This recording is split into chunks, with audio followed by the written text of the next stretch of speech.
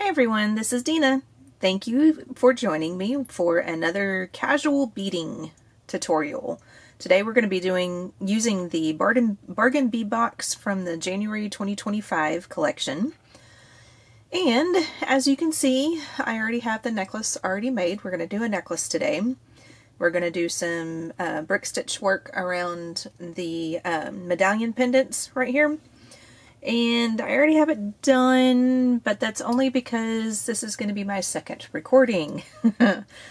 I went to go download the recording off my camera last night, and I worked a little too fast, and I accidentally deleted the whole video. So, with that being the case, we're going to have to redo this. So lucky thing about this is that the box did come with 3 different sets of the toggles. So what I'll probably end up doing is just taking apart the medallion down here, excuse me, and then redoing it, showing you how to do the brick stitch and everything around it. And then I'll end up showing you how to do the necklace portion as well, because it's slightly different. I was going to use thread, decided not to at the end, and went with wire instead. So I'll show you how to do that as well. So we'll need both thread and wire for this project.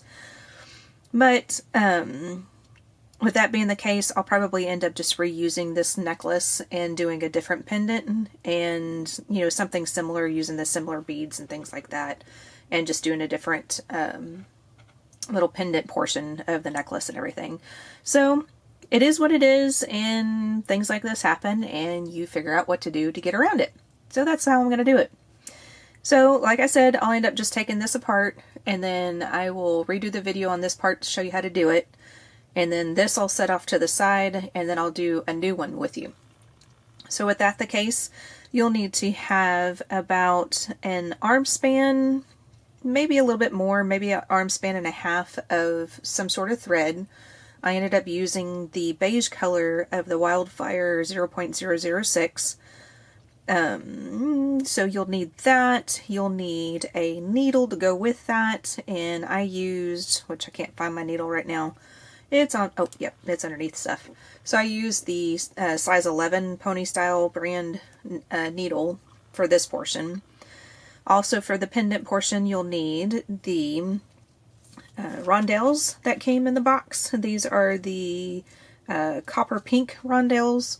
Now the pink color looks a little bit more purplish to me, so I decided to use Miyuki seed beads again, but I'm using a transparent purple Miyuki seed bead. And if you're interested in the Miyuki number, that is number 157. So if you have that in your stash, then you can use the same color beads that I'm using. Also, outside of the pendant, you will need some extra products. So you'll need a jump ring, so you can attach your pendant to your necklace when you get done with it. For the necklace portion itself, we'll be using more of the rondelles and more of the seed beads.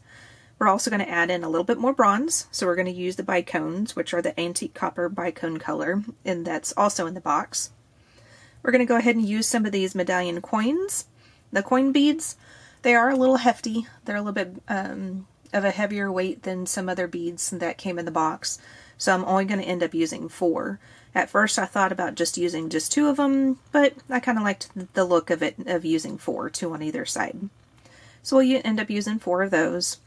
To close it all off, we'll use another toggle, and then I've got some crimp tubes right here to use along with the wire. And then the wire is just a 49 strand medium. It is a soft flex wire, the Econoflex, the Pro Econoflex, and it is in the gold color. That was the color that I have as far as wire that was the closest to what I can be using. So, if you need to, go ahead and gather up all your supplies. I'm also using a Bead-On-It-Board, so you can gather that up as well. And meet me back. I will take this little portion of this apart, and meet me back, and I'll show you what to do. Okay, so everything is taken apart. And we're going to need both medallions. The kit came with 2 of them, and it kind of lends itself to making earrings out of these guys, but I decided to go ahead and make a pendant. So what I'm going to end up doing is putting both of these back to back like this, and then brick stitch them together. So I know my first video that came out from the Bargain Bead box, and the unboxing portion of it, was brick stitch earrings as well. Well, this is going to be a little bit different because we're going to be going through the filigree. So just make sure that your two filigrees, your two discs, are back to back, and that your hole up here at the top is even. So that way when you go through the filigree itself, we're going through basically the same hole on this side as well as the same hole on this side. So I've got my thread already on my needle and everything. So I'm going to go ahead and start off by going through that first hole. That first hole right next to the right of the, what am I going to call this? I don't know. The loop for the pendant? Sounds good to me. Okay, the loop for the pendant. And then pull it down towards the end. I'm just going to tie a knot. We're going to do right over left and a left over right.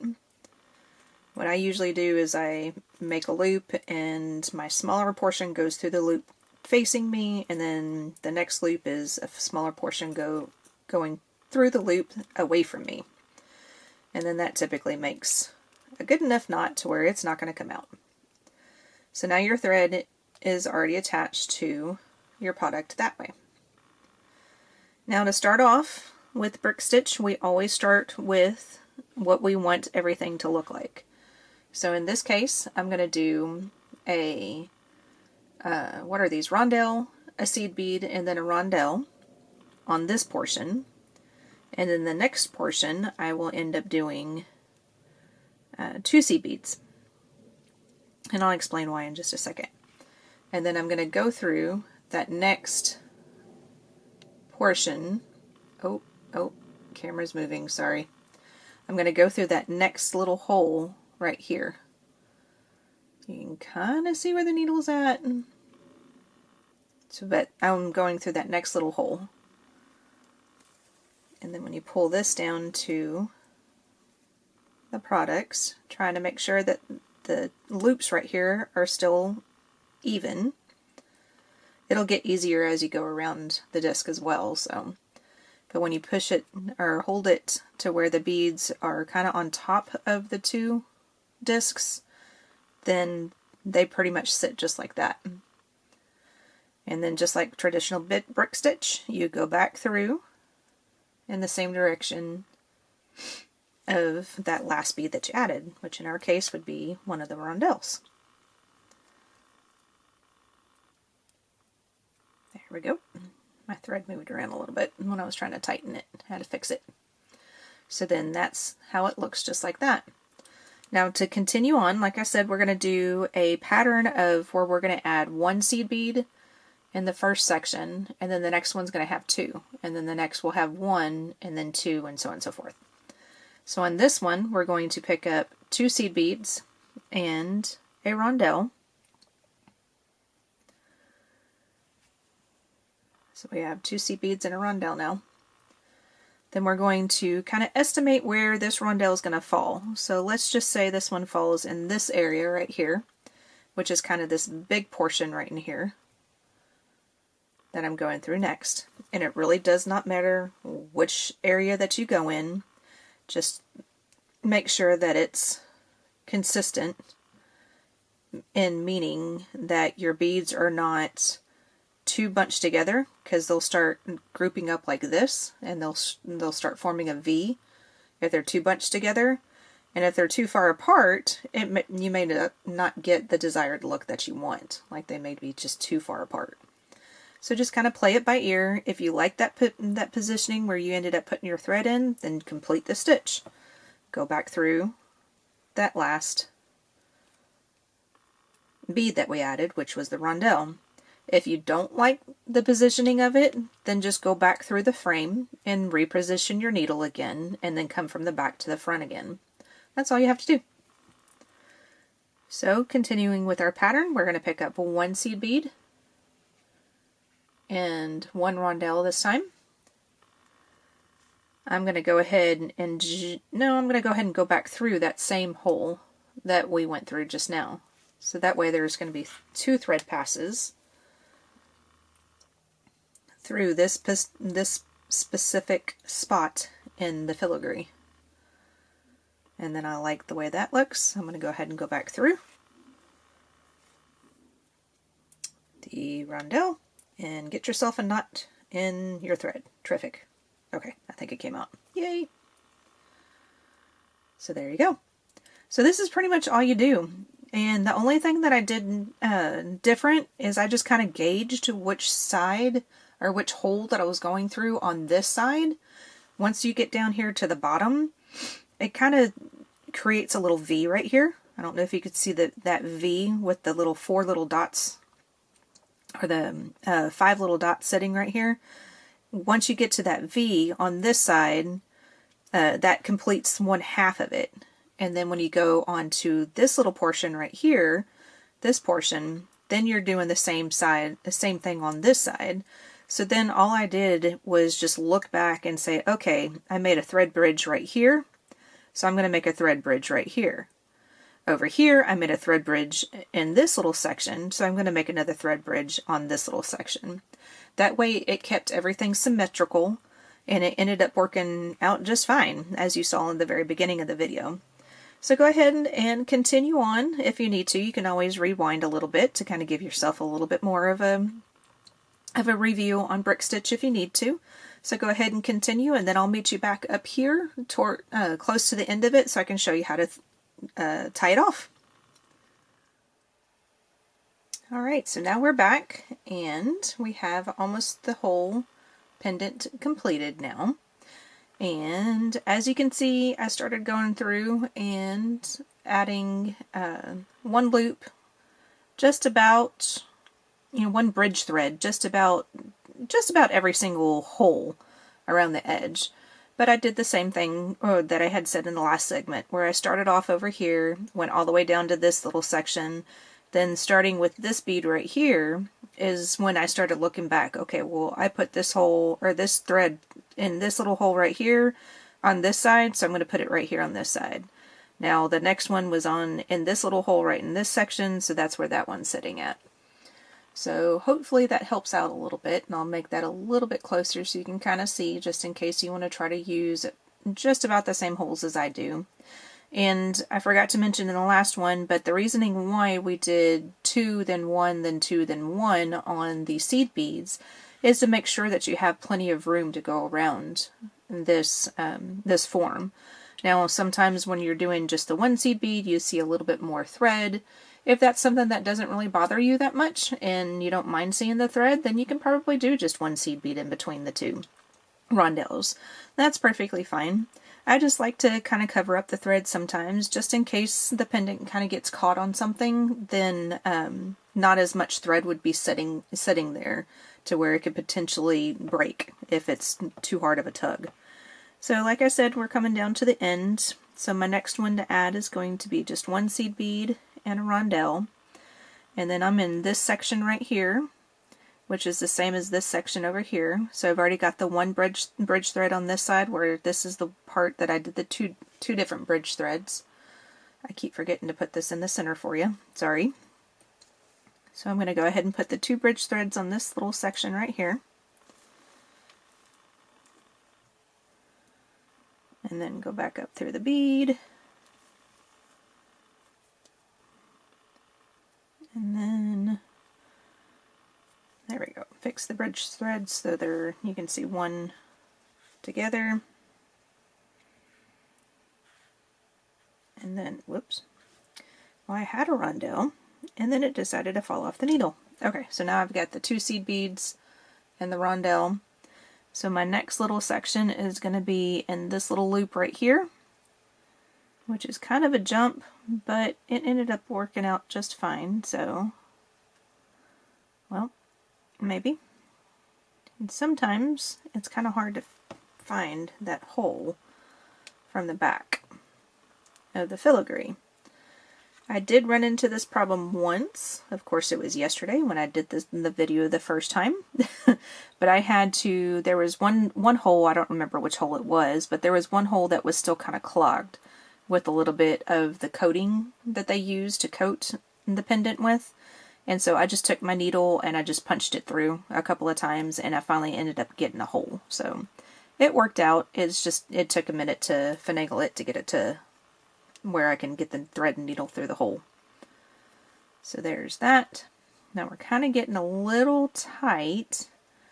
I'm going to try to get that last bead in there, which is a single one and another rondelle, because we need to try to get through that last hole, which is the hole just to the left of the loop. Now, if you're running into this situation, see kind of how my beadwork, how that last bead is almost sitting towards the back of the product. If that bothers you, take that bead off. If it doesn't bother you, then you can leave it there.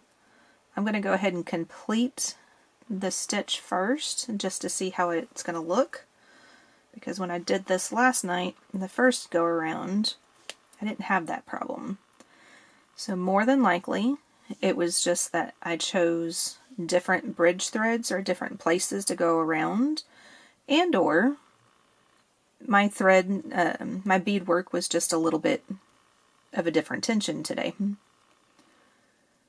I may be a little bit more tense because I'm having to do this the second time. That could be the problem. Okay, so I'm okay with that, because now after kind of finagling the beads and massaging them around a little bit, it almost kind of looks like the first one. The first one kind of wobbles back and forth a little bit, and that sometimes will happen because on a lot of circular brick stitch like this, we would eventually come over and then connect this rondelle to this rondelle, but we're not doing that in this video. We're going to stop right here because we've got the loop right here that we're going to put our jump ring in to attach it to the necklace. So how do you tie this off? What I'm going to do is I'm going to go back through the seed bead on the left. I'm going to go down that next rondelle to the left of the seed bead, and then I'm going to go to the quote-unquote back, really doesn't matter because they're both the same, of the pendant. I only say back because that's where my starter thread's been hanging out. And then this is where I'm going to make a knot. So I'm going to go underneath the bridge thread that is sitting originally with that rondelle. I'm going to pull the thread through until I have a loop. I'm going to go through that loop once. I'm going to pull that, get the starter thread out of the way. I'm going to pull that thread down as far as I can without completing the loop. Just make a little small loop, a smaller loop, and then I'm going to go back through that loop one more time. So your thread looks like that, kind of like a little jumbled mess at the moment, but when you pull tight, you now have a nice knot that's attached to the thread. I'm going to do that one more time. It is a pendant, so you probably don't have to do a whole lot of knots. 1 to 2 knots would be probably sufficient. So I went back through the, what is this stuff? The rondelle. My goodness.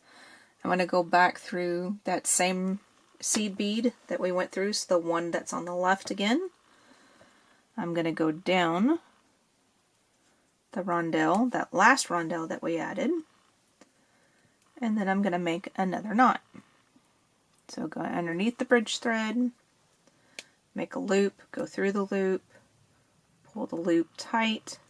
Oh, I undid my loop. Okay, now we have a loop. So pull the loop tight, and then I'm going to go through it one more time. And then pull that to the product. On this particular one, I'm then going to go through to the other side So I'm basically making another bridge thread. So this way the knot's going to be in between the two pendants on this one. And then I'm going to come out through the front, go back through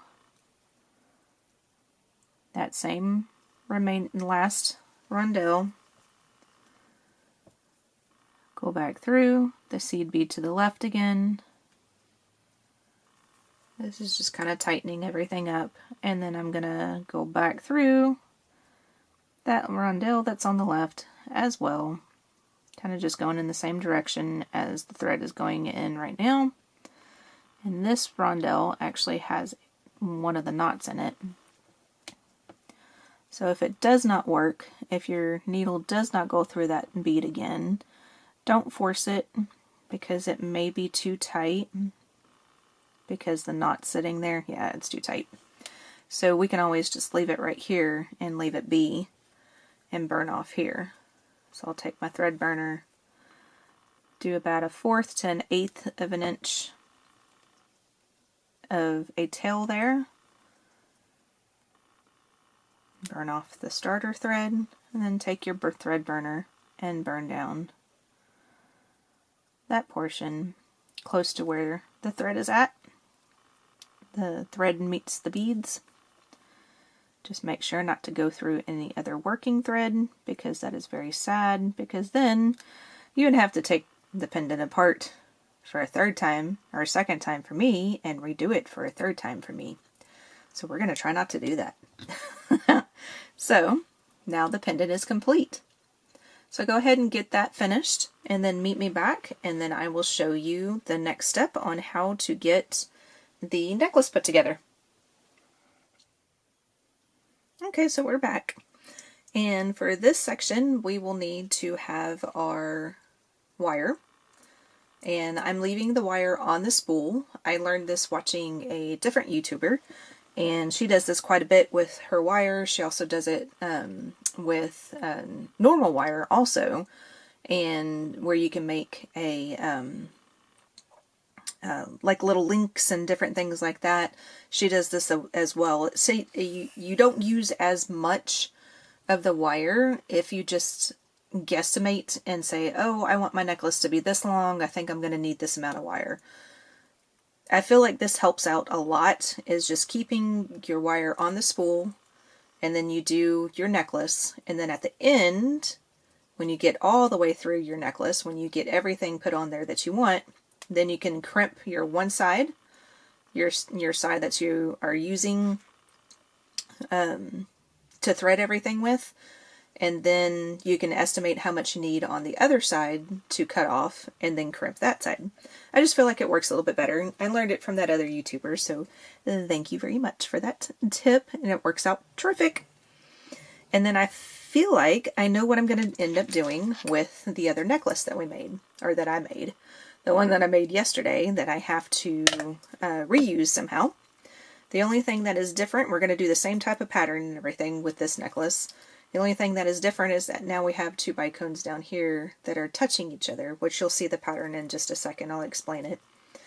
But I think I'm going to make a bracelet that goes with this necklace, where we use a few of the same beads, that if you wanted to wear it as a very large necklace, then you can attach the bracelet with the toggle clasps and make it just a really, really long necklace.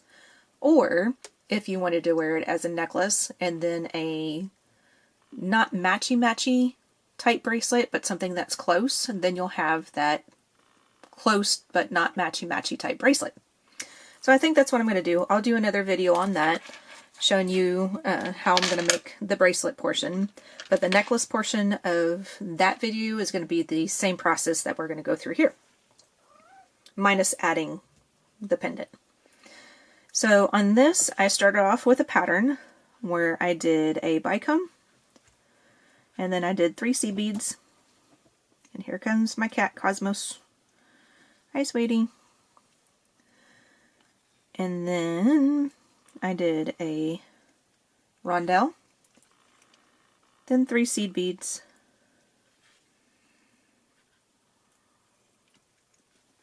one, two, and 3, and then another bicone.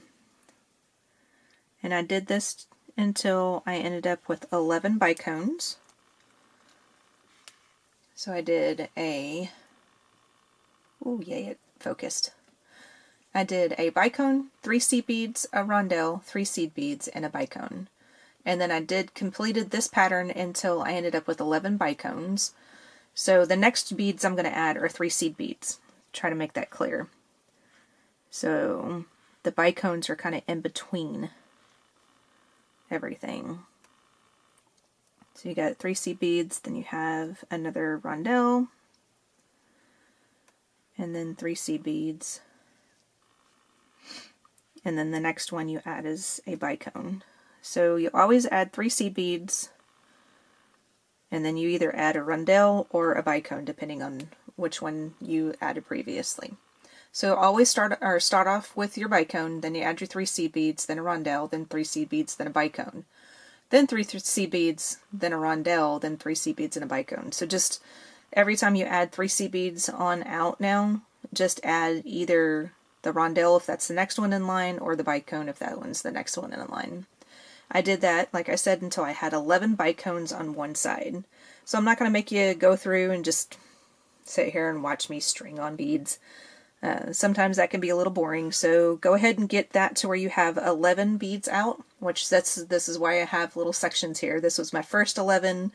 These 4 beads are going to be kind of the center portion of the necklace, and then this is the 11 that's on the other side of the necklace. So I've already got it spaced out so I don't get lost in what I need to be doing. So go ahead and get it to where you have your 11 bicones on, and then meet me back and I'll show you the pattern to add your disc beads on. So meet you back in a minute.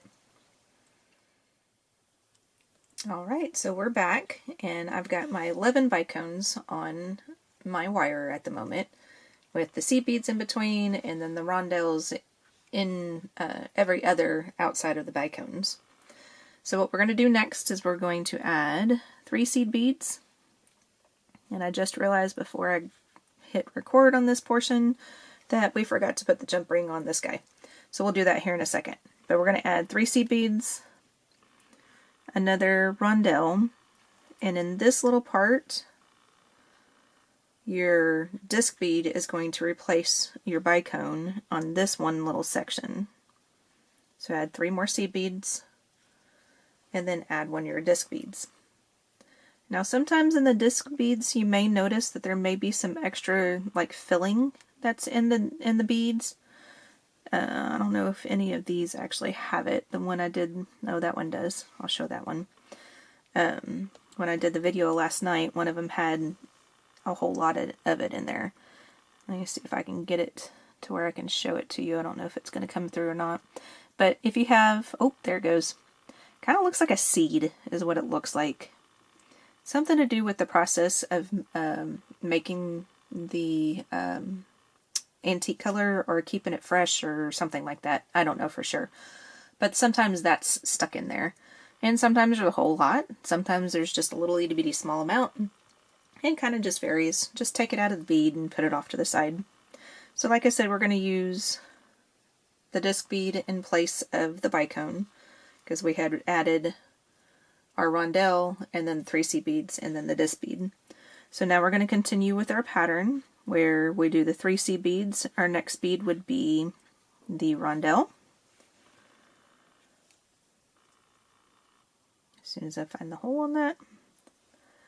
And then 3 seed beads on this one. This is where the 4 bicones come into play now. So this is one of your 4 middle bicones. And then 3 seed beads. And a rondelle.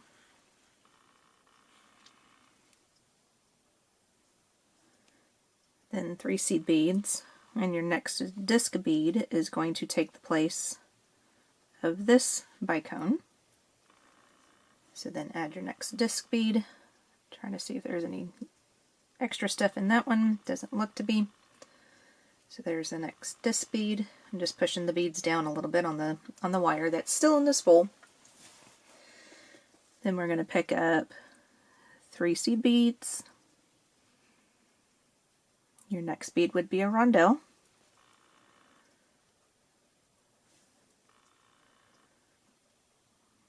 And we're coming to the middle of it here in just a minute. 3 seed beads.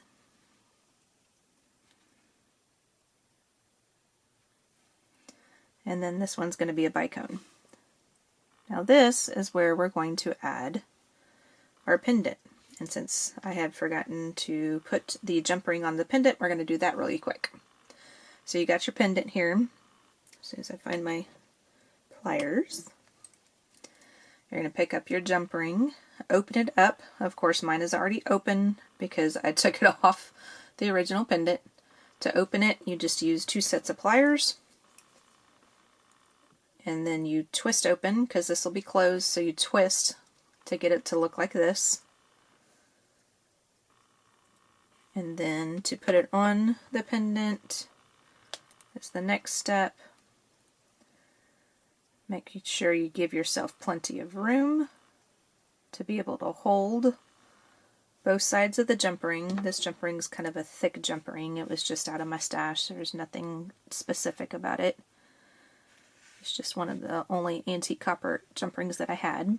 And then to close it, you just twist it back closed. And of course now it's going to be difficult. There it goes. So you just twist it back closed.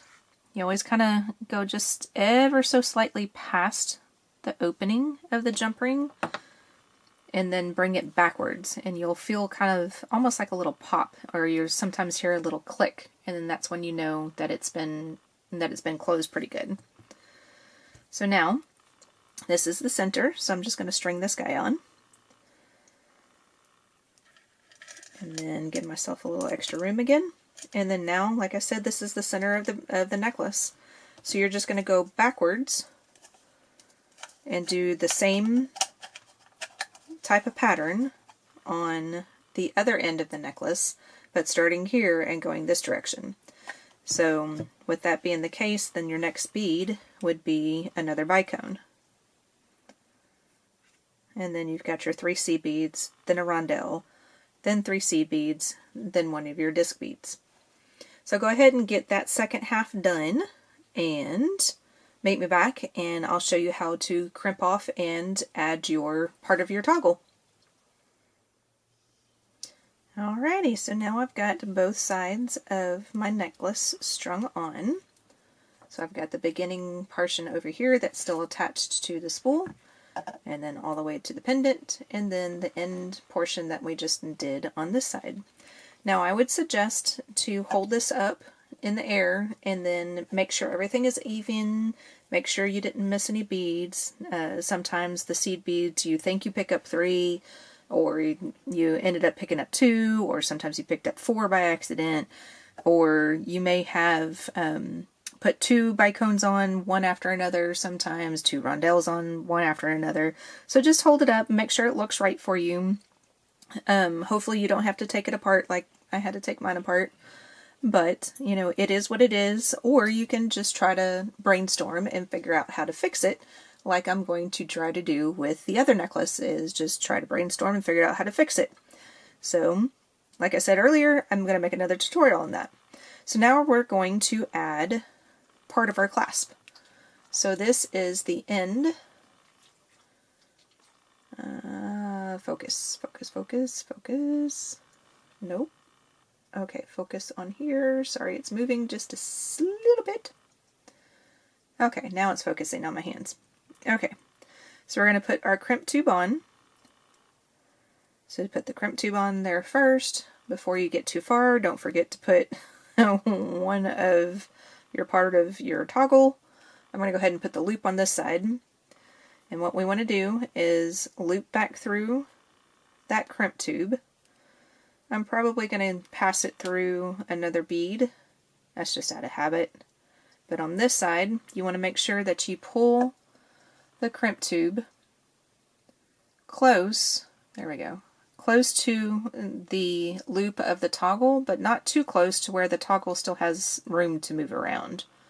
So it's flexible. And this particular crimp tube is a 2x2 crimp tube. And I am using the magical crimper, which has a little concavity here in the center of it, to where that is where you put your crimp tube. You center it in that little concavity, sort of like that. And then once it's centered in there, then you squish down your crimp and do a really good squish. And then it should make it look like a flat disc, almost like squarish, where there's 4 corners that are crimped down. To finish out the crimp, turn it 90 degrees. Is that 90 degrees? Yeah, that's 90 degrees. Center it again in your pliers and then squish down again.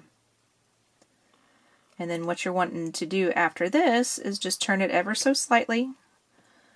Do this slowly if you're new at it, as I am. I'm very new at this. I've only done a few of these and I've only had like 3 or 4 actually work to the extent that I like it. But it's one of those things you just have to get used to, and it's just practice.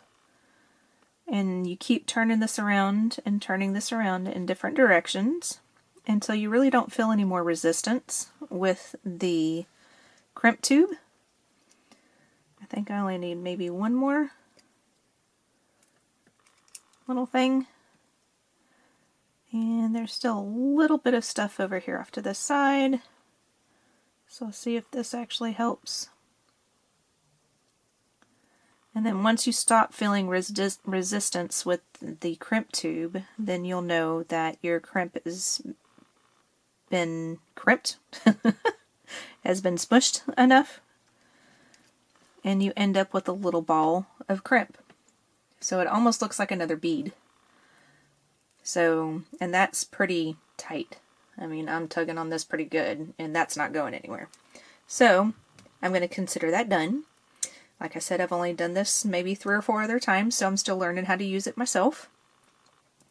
So I'm going to go ahead and go through that bicone again. You don't have to. You don't have to go through the bicone. I'm just doing it.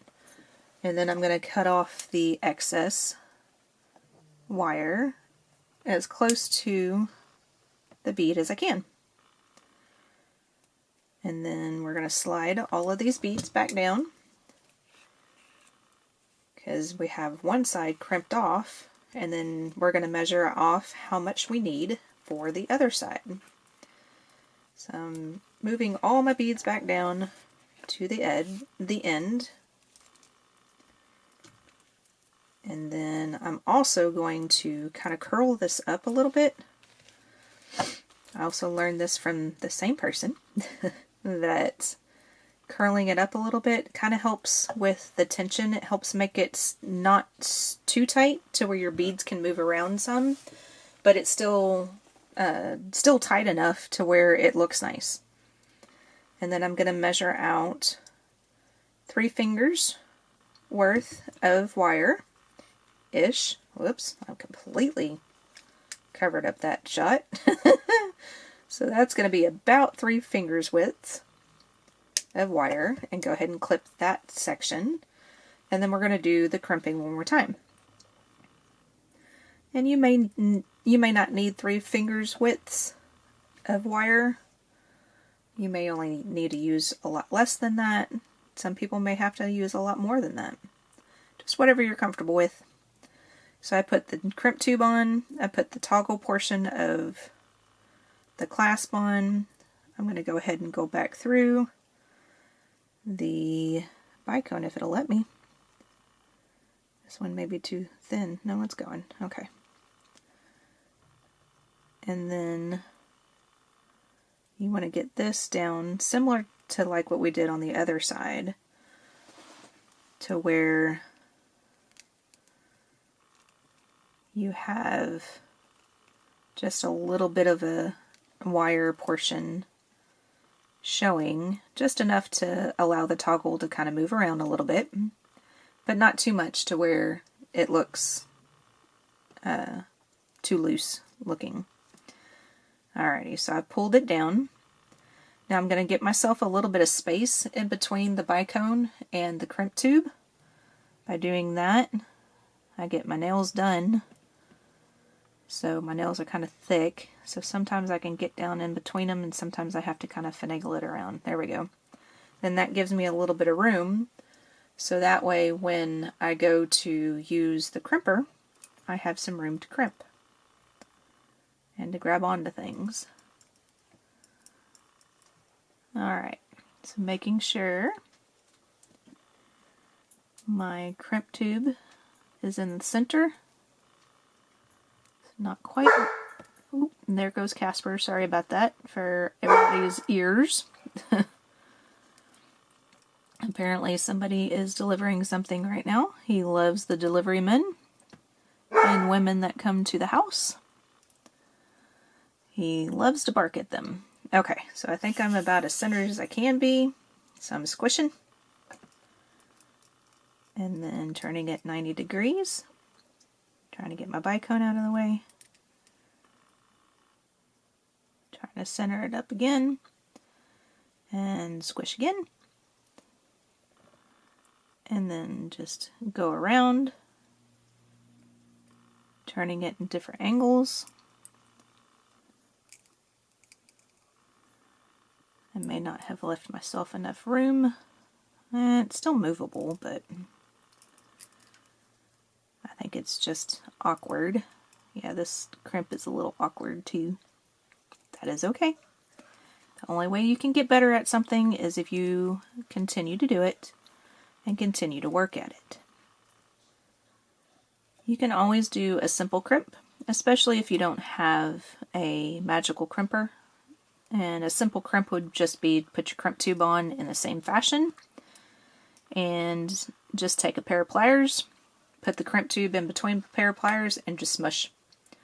That's just a simple crimp. And you can always use crimp covers if you like. If you don't like to see a crimp, you can always use that as well. Doing it this way, once I get this perfected a little bit better, which I'm still kind of playing with it, but once I get it perfected a little bit better, then it's going to look like another bead sitting there. And it's a nice strong hold. And that's probably about as good as I'm going to get it. And then I'm testing it again, pulling on either side, and it's not going anywhere. So, just something, practice makes perfect, as we were always told by our mothers and fathers when we were young kids. So then just cut off your excess, close to the bead as you can get. And then now, your necklace is complete. And in my case, again, complete again. So, thank you very much for watching. I really appreciate your support.